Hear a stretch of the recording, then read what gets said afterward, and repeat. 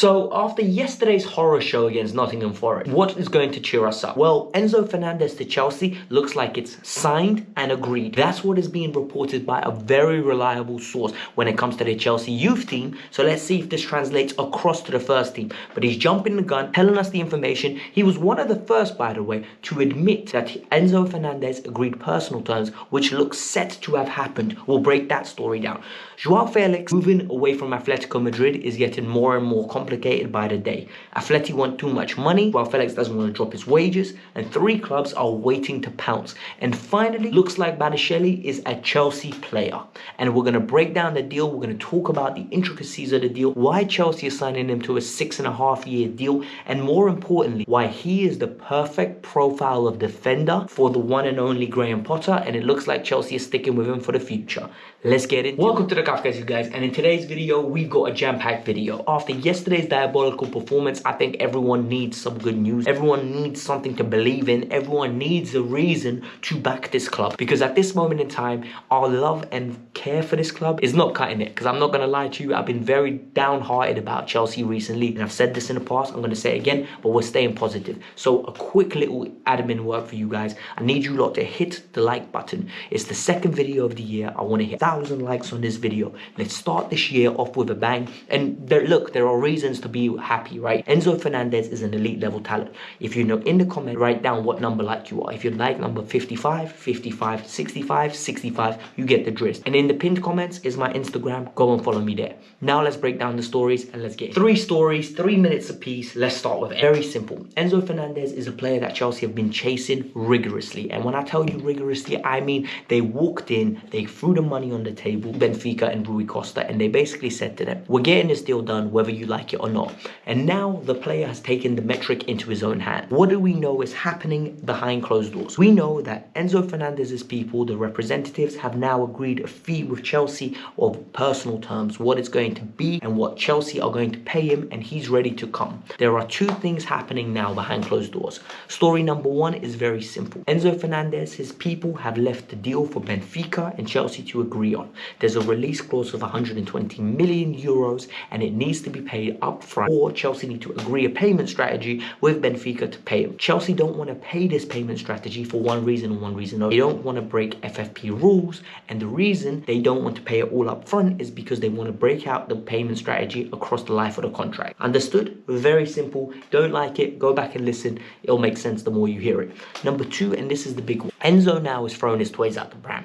So reports in Portugal are coming out that Enzo Fernandez on New Year's, after a 3-0 loss to Braga, decided to jump on a plane and go to Argentina for a party. He decided to celebrate the New Year's drop over there with his family and friends, and did not want to train the next day. He basically broke rules of the club. This is bad news for Benfica, because Benfica literally want to maintain a positive relationship with him as much as possible, because they don't want to sell. So this is forcing Enzo out of the club. This is forcing Benfica into a corner where they did not want to be in, because they're losing upper hand, they're losing the strength in this deal, and it's slowly transitioning across to Chelsea and Enzo. And this deal is set to be done. This deal is reported that it's signed and agreed in principle, and the only thing left now is the medical by Felix Johnson on Twitter. Felix Johnson on Twitter is a reporter that usually comes up with a lot of youth team news. The guy is very well touted when it comes to Chelsea youth team program. He knows the players coming through. He always knows the team lineups, and more importantly,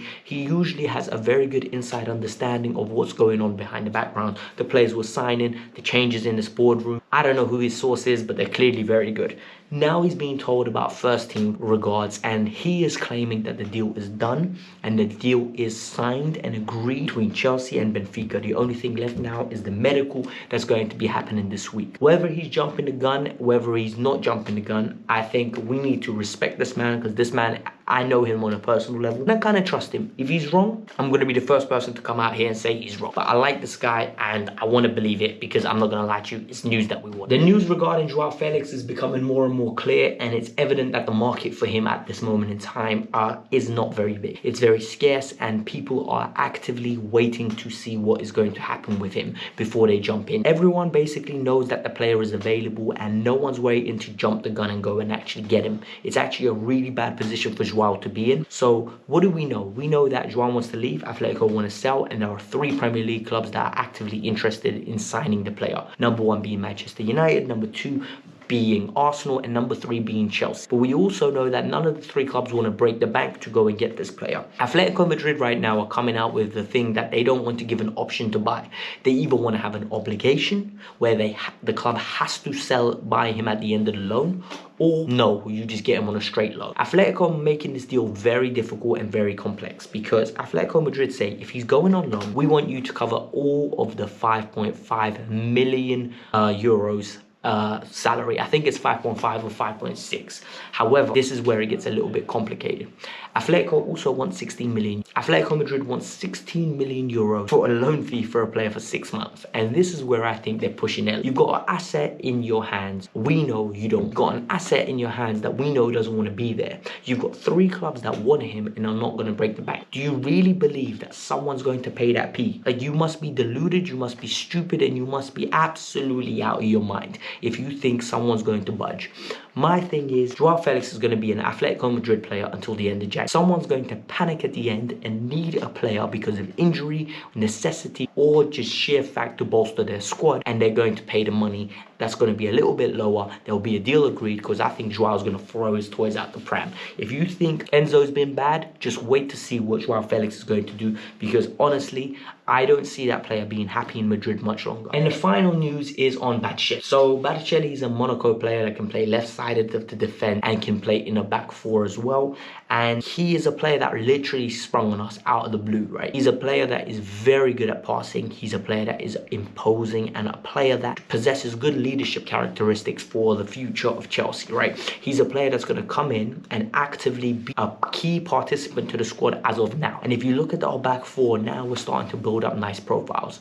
We're literally getting Badiashile, we got Levi Colwell coming back in the summer, and more importantly, we got Wesley Fofana. All of a sudden, you got 3 centre-halves that are ready to be there for years to come. You got Thiago Silva and Koulibaly as the veterans, and Trevor Chalobah there as well. So that's 6 centre-halves that we've got that are going to be fighting for a back 3 position, and potentially even a back 4 position when you cut out Koulibaly and Thiago Silva if they decide to move on in the summer. We've got 4 very good, accomplished defenders. But, and this is where the big but comes in, he is 6'4", great aerial beast, as in he gets a lot of goals. The player is coming for 35 million euro. The bill is across 6.5 years. Once again, as the Enzo Fernandez deal, it's going to be amortized to the point where we're stretching it out. We're literally going to divide it by that number, try to give him as little money now as possible, to stretch it out to make sure that FFP is doing us good.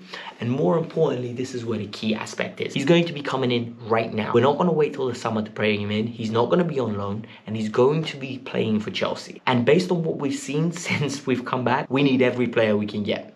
Look, we really need to up the quality in this side, and I think Badiashile does this. I'm very excited to see him. I haven't seen too much of him, but everything I've read, every clip I've watched, a couple, 90 minutes here and there, and I'm very, very excited to see what kind of asset we got on our hands. I think 35 million is a steal. I think it's a player that we can resell for much more money in the future if need be, if it doesn't work out. But if it does work out, there could be Real Madrid and Barcelona's chasing him. So it's very positive. Everything at this moment in time is looking rosy. There should be a medical coming up soon, and the announcement should be made. He hasn't been training, nor did he play on the weekend. He wasn't even in the squad. So this is a positive. This deal is almost done. I think overall, what we're doing in the boardroom, what we're doing on the transfer front, is something that is to be proud of. But this needs to reciprocate onto the pitch now. Whilst Bowley and the scouts are doing their job, Potter needs to start doing his and getting the best out of the tools that he has, because I don't think this is the best that he's getting out. But this was the Kavkas View. I hope you all enjoyed it. I want 1,000 likes on this video, and I want you guys to be extremely positive. So hit the like button, subscribe to the channel, and I'm out.